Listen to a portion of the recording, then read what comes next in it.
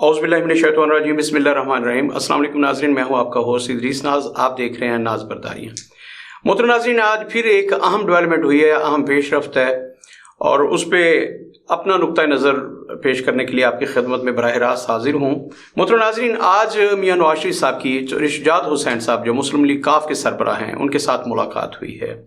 ये बर्फ़ पिघल गई, बड़ी खुशाइंद बात है। मैं बार बार कहता रहा हूँ, ये मेरा जुमला नहीं है तो किसी और समझदार आदमी का जुमला, लेकिन ये जुमला बड़ा अहम है कि सियासत में कोई भी आपका हतमी तौर पर दुश्मन नहीं होता और सियासत में कोई भी हतमी तौर पर आपका दोस्त नहीं होता।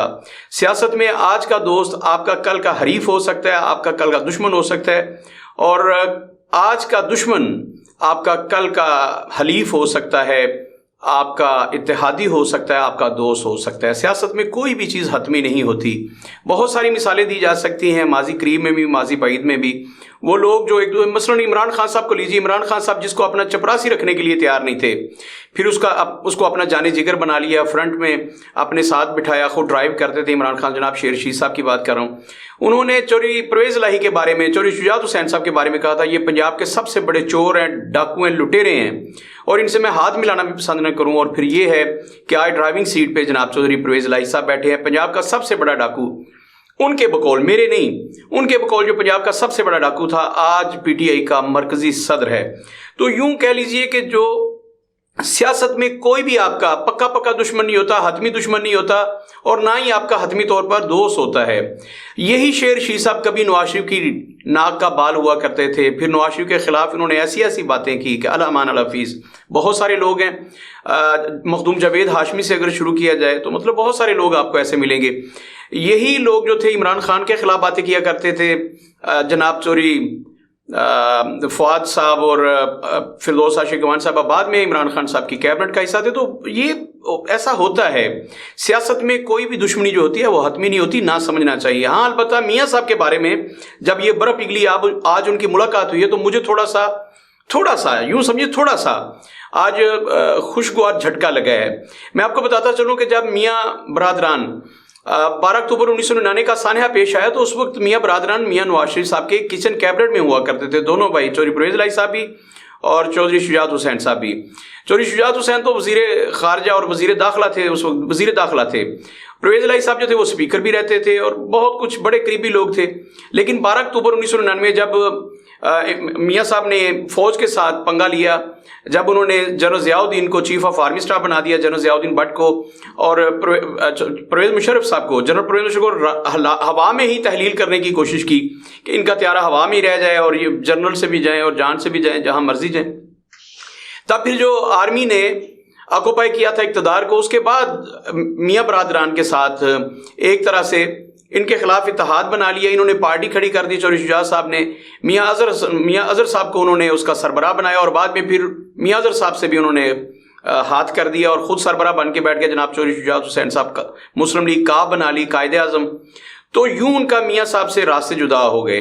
उन्हें यह था कि मियाँ साहब पाकिस्तान की सियासत में कभी नहीं आएंगे। उनको परवेज़ मुशर्रफ ने बताया था कि अब मियाँ बरादरान मेरे साथ लिख के गए हैं, एक एग्रीमेंट के तहत गए हैं और ये कभी भी सियासत में नहीं आएंगे। तो उन्होंने मियाँ साहब पे फातिहा पढ़ ली। मियाँ साहब को सबसे ज़्यादा जो गुस्सा था वो चौधरी शुजात हुसैन पर, चौधरी परवेज़ इलाही पर था। उन्होंने बाकी लोगों को तो कबूल किया, लेकिन चौधरी शुजात हुसैन वगैरह के बारे में उनके दिल में हमेशा के लिए गिरा बैठ गई कि ये वो लोग हैं जो मुश्किल में साथ छोड़ देते हैं, आपकी लाश पर से गुजर जाते हैं, पूरी ज़िंदगी आपके कंधों पर सवार रहने वाले फिर आपकी लाश पर से गुजरने का इंतज़ार करते हैं। तो जब मियाँ बरादरान 2007 में इलेक्शन होने थे, 2008 के इलेक्शन से कुछ ही दिन पहले जब पाकिस्तान वापस आए, तो उस वक्त चौधरी शुजात हुसैन लोगों ने कोशिश की कि मियाँ साहब के पास जाएं जाती उमरा में और वहाँ जाके उनके वालिद साहब की फातिहा खानी करें उनसे, और यूँ बर्फ़ पिघले। उन्होंने मियाँ साहब से कहा, दरमियानी जो लोग थे, कि हम मियाँ साहब के पास जाती उमरा जाना चाहते हैं, वहाँ मियाँ साहब के वालिद साहब जो हैं मियाँ शरीफ साहब, उनकी वफ़ात पर ताज़ियत करनी है। तो मियाँ नवाज शरीफ साहब ने पहले तो ग्रीन सिग्नल दे दिया, कहा कि वो आ जाएं, लेकिन बाद में पता नहीं किसके कहने पर जो भी उन्होंने मना कर दिया। उन्होंने कहा कि मैं चौधरी शुजात हुसैन से, चौधरी परवेज़ इलाही से मिलना पसंद नहीं करूँगा, मैंने उनसे हमेशा के लिए राहें जुदा कर ली हैं। उसके बाद फिर फतीद की होती है ज़हूर पैलेस में, तो वहाँ पर मियाँ नवाज शरीफ साहब ने जाना था और उसके बाद फिर एक दफ़ा दोस्तों ने कोशिश की उन्होंने चौधरी शुजात हुसैन साहब के घर में मियाँ साहब की दावत रखी, 100 तरह के पकवान बने और मियाँ साहब ने प्रॉमिस कर लिया कि मैं आ रहा हूँ। यहाँ टीवी चैनल्स पे बैठ के लोग तज़िये कर रहे थे और हमारे कैमरामैन बता रहे थे कि अभी के अभी काफिला तैयार हो गया है, जाती उमरा से निकलने वाला है, परवेज़ लाई ज़हूर हाउस में उनका इंतज़ार कर रहे हैं और वहाँ पे क्या क्या तैयारियाँ हैं ये लाइव दिखाया जा रहा था। लेकिन फिर अचानक ही मियाँ साहब ने इनकार कर दिया। उन्होंने कहा मैं ज़ाती मसरूफियत की बिना पर ज़हूर पैलेस नहीं जा रहा हूँ गुलबर्ग में। तो मोहतरम नाज़रीन, हमने वो भी देखा, उस वक्त भी बहुत सारे तजियाकार कह रहे थे कि आज बर्फ़ पिघलने वाली है, 12 अक्टूबर 1999 को बिछड़ने वाले आज फिर मिल रहे हैं, लेकिन कुछ भी नहीं हुआ, ये रास्ते जुदा ही रहे। लेकिन बिलाखिर कोई 15 साल के बाद आज मुस्लिम लीग नून के सरबराह और आने वाले वक्तों में मुस्लिम लीग नून के आप अभी तो कायद हैं, लेकिन चंद दिनों के बाद मुस्लिम लीग नून के जो सदर बनने वाले हैं जनाब मियां नवाज शरीफ साहब, और चौथी दफ़ा वज़ीर आज़म जिनको बनाने की तैयारियां हो रही हैं, उन्होंने आज चौधरी शुजात हुसैन साहब से जाके उनसे मुलाकात की है, उनकी बीमार कुर्सी की है। चौधरी शुजात हुसैन साहब आपको पता है कि काफ़ी अरसे से अलील हैं, वो व्हील चेयर पे हैं, लेकिन अब भी मुस्लिम लीग काफ के सरबराह हैं और पाकिस्तान की सियासत का एक अहम हवाला है। तो मियां नवाज शरीफ साहब बिलाखिर उनके पास गए हैं, उन्हें मिले हैं और आज चौधरी शुजात हुसैन से मुलाकात हुई है। इसमें बहुत बड़ा किरदार जो है वो जनाब मौलाना फजलुर रहमान का है। मौलाना फजलुर रहमान से जब नवाज शरीफ साहब की मुलाकात हुई है तो उन्होंने ग्रैंड अलायंस का कहा है कि अगर आप ग्रैंड अलायंस नहीं बनाते हैं तो फिर मियाँ साहब आप चौथी दफ़ा वज़ीर आज़म नहीं बन सकते। चौथी दफ़ा वज़ीर आज़म बनने के लिए ज़रूरी है कि आपके अंदर लचक आए, आप सब लोगों को साथ लेकर चलें, आप बलूचिस्तान की तमाम पार्टियों से खुद रब्ता करें, उन्हें मिलें, इसी तरह पंजाब की जो तमाम पार्टी जो आपके साथ चलना चाहती हैं उनसे मिलें। उन्होंने कहा सिंध में आप MQM से लेकर तमाम पार्टीज मार्क्सवादी पीपल्स पार्टी के सबके साथ इत्तेहाद करें। मौलाना फजलुर रहमान एक बड़े इत्तेहाद की जानिब मियाँ साहब को लेके जा रहे हैं। आज उसका एक बहुत अहम संगे मील मियाँ नवाज शरीफ ने तय किया है, वो चौधरी शुजात हुसैन साहब से मिले हैं। चौधरी परवेज़ लाई का हमेशा के लिए काफ लीग से ताल्लुक जो है मुनक़ते हो चुका है और कहा जा रहा है कि उनका ताल्लुक जो है वो शायद खानदान से मुनक़ते हो गए। मैं इस बात से इत्तेफाक नहीं करता, खुफिया मुलाकातें हुई हैं और चौधरी शुजात हुसैन साहब तो जेल में जाके भी परवेज़ लाई साहब से मिलते रहे हैं। उन्हें बार बार कहा गया है कि सुबह का भूला अगर शाम को घर आ जाए तो उसे भूला नहीं कहते, उसे भोला कहते हैं। तो आप भोले बादशाह आप घर आ जाएं। लेकिन परवेज़ लाई साहब ने बताया कि आपको पता ही नहीं है कि मैं अपने ख़ानदान के लिए कितनी बड़ी कुर्बानी दे रहा हूँ और अपने ख़ानदान को कहाँ लेके जाना चाहता हूँ। अगर PTI दोबारा बरसर इक़्तिदार आ जाती है तो आपको पता ही नहीं मैंने किन किन वजारतों में अपने भांजे भतीजों को खपा देना है, आपके बेटों को भी खपा देना है, तो मुझे यहाँ रहने दें, यहाँ मैं बड़ा खुश हूँ। तो चौधरी शुजात हुसैन बड़े मुतमिन वापस आए हैं कि चौधरी परवेज़ लाई जब बहुत खुश हैं तो फिर मैं भी खुश हूँ। तो मोहतरम नाज़रीन, बाहर क्या ये बड़ी बात है कि एक भाई जो है वह PTI का मरकजी सदर है, PTI को लीड करने जा रहे हैं इंतखाबात में, और दूसरी तरफ चौधरी शुजात हुसैन साहब, उसके लिए मियाँ साहब के दिल में दरवाजे खुल गए हैं, एक दूसरे के घरों के दरवाजे खुल गए हैं और अब ये इत्तेहाद आगे बढ़ता हुआ नजर आता है। और मुस्लिम लीग काफ जो है, जो बार बार कह रहे थे कि 12-13 सीटों पर हमने मुस्लिम लीग नून से सीट एडजस्टमेंट करनी है, और तारिक बशीर चीमा साहब ने जो कोशिशें की थी उस रंग लाई हैं, और आज मियाँ साहब की चौधरी शुजात हुसैन साहब से मुलाकात हुई है। मीडिया ने इसे रिपोर्ट किया है। ये मुलाकात बड़े खुशगवार माहौल में हुई है। इसमें मियाँ साहब के करीबी लोग भी शामिल थे, मियाँ साहब की फैमिली के चीफ ऑर्गेनाइज़र भी मरियम भी, और उधर से चौधरी शुजात हुसैन की फैमिली के उनके बेटे, उनके साहबजादगान वो भी शामिल थे। तो बड़े खुशगवार माहौल में दो फैमिलीज़ के दरमियान, दो पार्टीज़ के दरमियान मुलाकात हुई है। और फिर आज वहीं से सिलसिला शुरू है जहाँ मुनक़ते हुआ था, बड़ा भाई और छोटा भाई, और बड़ा खूबसूरत सिलसिला शुरू है। उम्मीद की जा सकती है कि आने वाले दिनों में एक नया इत्तेहाद मार्च वजूद में आएगा। जनाब मौलाना फजलुर रहमान की काविशें जो हैं, कोशिशें जो हैं वो रंग लाने वाली हैं और एक बड़ा इंतहाबी इत्तेहाद जो है वो सामने आने वाला है। इस इंतहाबी इत्तेहाद का नाम जो भी रखा जाए, या सीट एडजस्टमेंट हो, मुस्लिम लीग नून, बार क्या ये बात तय है कि मौलाना फजलुर रहमान ऐसी राहें हमवार कर रहे हैं कि मियाँ नवाज शरीफ साहब चौथी दफ़ा पाकिस्तान के वज़ीर आज़म बन जाए। मियाँ नवाज शरीफ साहब की ये लचक बता रही है कि मियाँ साहब ने भी तहिया कर लिया है कि मैं हर एक के साथ हाथ मिलाने के लिए तैयार हूँ, अपने दुश्मनों के घरों में जाने के लिए तैयार हूँ, जिनको अपनी बैड बुक्स में लिख चुका था वहाँ से मिटा के उनको मैं अपनी गुड बुक्स में लाने के लिए तैयार हूँ। मियाँ नवाज शरीफ साहब ने अरेजर के साथ वो सारे नाम मिटा दिए हैं। और वो जो गाना था जिसने मेरे दिल को दर्द दिया उस शक्ल को मैंने भुलाया नहीं, मियाँ नवाज शरीफ साहब ने साबित कर दिया है कि उस शक्ल को उन्होंने भुला दिया है, बल्कि उस शक्ल को अब उस दिल में बसा लिया है। और अब वो कह सकते हैं कि जिसने मेरे दिल को दर्द दिया उस शक्ल को मैंने अपने बाएं पहलू में बिठा लिया है, दाएं तरफ बिठा लिया है, अपनी गोद में ले लिया। तो यूँ मियाँ साहब ने बड़ेपन का मुजाहरा किया। मैंने पहले अर्ज़ किया कि सियासत में कोई हतमी तौर पर आपका दोस्त नहीं होता, हतमी तौर पर कोई आपका दुश्मन नहीं होता। हाँ, جن اخلاقیات کی ہم بات کرتے ہیں وہ اخلاقیات پاکستان کی سیاست میں ہیں ہی نہیں. وہ لوگ جو آپ سے فائدہ اٹھاتے ہیں، آپ کی تھالی میں کھاتے ہیں اور پھر اسی تھالی میں تھوک دیتے ہیں، اسی تھالی میں چھید کر دیتے ہیں، جس جھولی میں بیٹھتے ہیں اسی جھولی میں چھید کر دیتے ہیں. وہ احسان فراموشی کی جو مثالیں ہم دیتے ہیں ان کا پاکستان کی سیاست سے کوئی لینا دینا نہیں ہے. بس یہاں یہی ہے کہ جو کل آپ کا دوست تھا وہ آج آپ کا دشمن ہو سکتا ہے، اور جو آج آپ کا دشمن ہے وہ کل آپ کا دوست ہو سکتا ہے. پاکستانی سیاست اس سے بڑی بڑی ہے.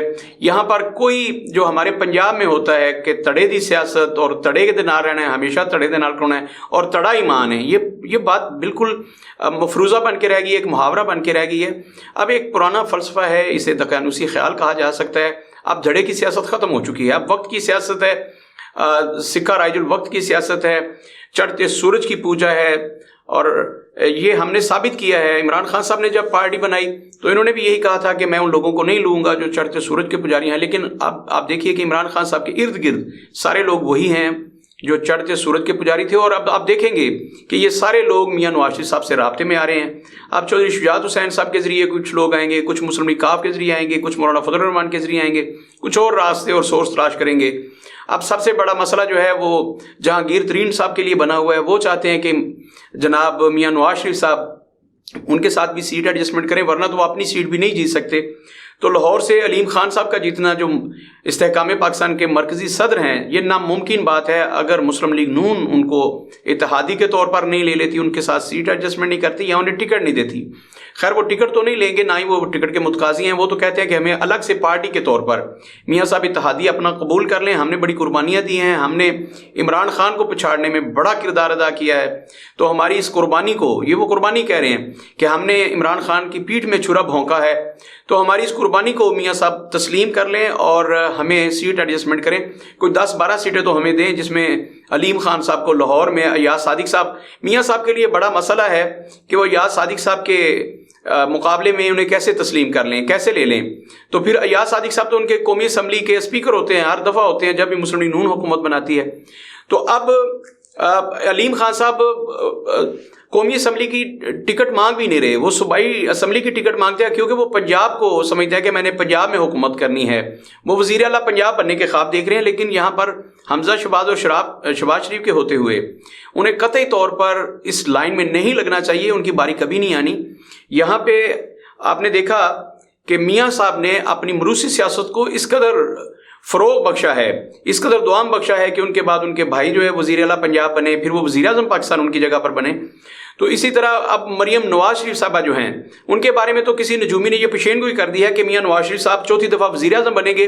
لیکن 2 سال کے بعد، یہ جو پہلے 2 سال ہوں گے اس میں مریم نواز ان کی سب سے مطلب پاورفل وفاقی وزیر ہوں گی. میاں صاحب کے سارے فیصلے وہ خود کریں گی، جیسے 2017 سے پہلے سارے فیصلے محترمہ مریم نواز شریف ہی کیا کرتی تھی. فواد حسن فواد اور مریم نواز شریف آل ہی نال تھے، میاں صاحب پاس برائے نام وزیر اعظم تھے. تو نجومی نے پریڈکشن کی ہے، میں تو کبھی ان باتوں کو نہیں مانتا. اس نے کہا ہے کہ پہلے 2 سال میاں نواز شریف صاحب کی وفاقی کابینہ میں سارے اختیارات مریم بی بی کے پاس ہوں گے، اور 2 سال کے بعد باضابطہ طور پر انہیں وزیر اعظم بنا دیا جائے گا. مریم نواز شریف کی بات کر رہا ہوں کہ میاں صاحب پر پھر اقتدار چھوڑ دیں گے اور مریم بی بی جو ہے باقی 3 سال جو ہے وزیر اعظم وہ رہیں گی. خیر میاں صاحب نے تو اپنے جانشین تیار کر لیے، مریم بی بی انہوں نے تیار کی ہیں، پھر اپنا بھتیجا حمزہ شہباز شریف انہوں نے تیار کیا ہے. تو میاں صاحب نے تو اپنی موروثی سیاست کو فروغ دیا ہے، انہوں نے تو اپنے جانشین تیار کیے ہیں. کل کے پروگرام میں میں نے کہا، اور اس پہ میرے دوست جزبز بھی ہوئے، انہوں نے کہا جی کہ آپ نے ٹھیکہ لے لیا ہے کہ عمران خان کے خلاف ہی آپ نے باتیں کرنی ہیں. تو میں نے انہیں کہا کہ عمران خان صاحب کہا کرتے تھے کہ میں موروثی سیاست کو فروغ نہیں دوں گا. اس پہ بات پہ قائم رہے، انہوں نے اپنے بیٹوں کو سیاست میں نہیں لائے، نہ اپنی بہنوں کو ٹھیک سے سیاست میں لائے. ہر چند انہیں استعمال ضرور کرتے ہیں، لیکن عمران خان صاحب ایسے نااہل آدمی ہیں کہ وہ کسی پارٹی کے بندے کو بھی تیار نہیں کر سکے اپنا جانشین. اپنا ایک بندہ 30 سال میں تیار نہیں کر سکے. اس کی مثال یہ ہے کہ انہیں پارٹی کا صدر کاف لیگ سے ملا اور پارٹی کا چیئرمین پاکستان پیپلز پارٹی سے ملا. پارٹی کا چیئرمین بنانے کے لیے انہوں نے گوہر کا انتخاب کیا، بریسٹر گوہر علی کا، تو وہ پاکستان پیپلز پارٹی چھوڑ کے آئے ہیں. اور جو مرکزی صدر بنائے جناب چودھری پرویز الہی صاحب، وہ کاف لیگ کے پنجاب کے صدر تھے، مرکزی رہنما تھے، ان کو انہوں نے اپنی پارٹی کا مرکزی صدر بنا دیا ہے. تو اس حوالے سے پھر نواز شریف کو یہ کریڈٹ جاتا ہے کہ انہوں نے نہ صرف اپنے گھر میں لیڈرشپ پیدا کر لی ہے بلکہ ان کا ریپلیس کرنا ان کے گھر سے ہی مل جاتا ہے. میری یہ غزل کا شعر تھا، مل گیا تیری گلی ہی سے. मिल गया तेरी गली से ही सामाने दिल लगी, दर तेरा घर से बंद था सो दर खुला मिला। तो मियाँ साहब को तो अपने घर से ही सामाने दिल लगी मिल जाता है। उनको रिप्लेस करने के लिए मरियम बीबी मौजूद है, उनके छोटे भाई मौजूद हैं, उनके भतीजे मौजूद हैं। लेकिन बड़ी कहत साली का, बड़ी कहत और रिजाल का आलम है पीटीआई में। वहाँ पर दूर दूर तक आपको इमरान खान को रिप्लेस करने के लिए कोई लीडर नहीं नजर आता। इमरान खान साहब की सियासती हवाले से एक नाकाम सियासतदान साबित हुए कि वो अपनी पार्टी में 30 साल तक जो लोग उनके साथ वफादारियां करते रहे, उनके आगे पीछे घूमते रहे, उनके लिए खून पसीना करते रहे, उनके लिए मारे खाई, पैसे लगाए, इमरान खान साहब उनमें से किसी को लीडर नहीं बना सके। आज उन्हें अपनी पार्टी की सरबराही के लिए बाहर से लोग ढूंढना पड़े। खैर, बात हो रही थी मौलाना फजलुर रहमान साहब की कि मौलाना फजलुर रहमान एक बड़ा इत्तेहाद बनाने में कामयाब हो गए हैं बिलाखिर। आज बर्फ पिघली है और मियाँ नवाज शरीफ साहब बिलाखिर चौधरी शुजात हुसैन साहब के पास पहुंचे हैं, उनके साथ मुलाकात की है, उनकी बीमार पुरसी की है, सियासी तौर पर तबादला ख्याल किया है, आइंदा के लाहे अमल के बारे में बातें हुई हैं। और आने वाला वक्त चंद हफ्ते जो हैं बड़े इंपॉर्टेंट है पाकिस्तानी सियासत में। आपको ऐसे ऐसे लोग नजर आएंगे इत्तेहाद में जो एक दूसरे पर थूकना पसंद नहीं करते थे, एक दूसरे की थाली में थूक के आ चुके थे।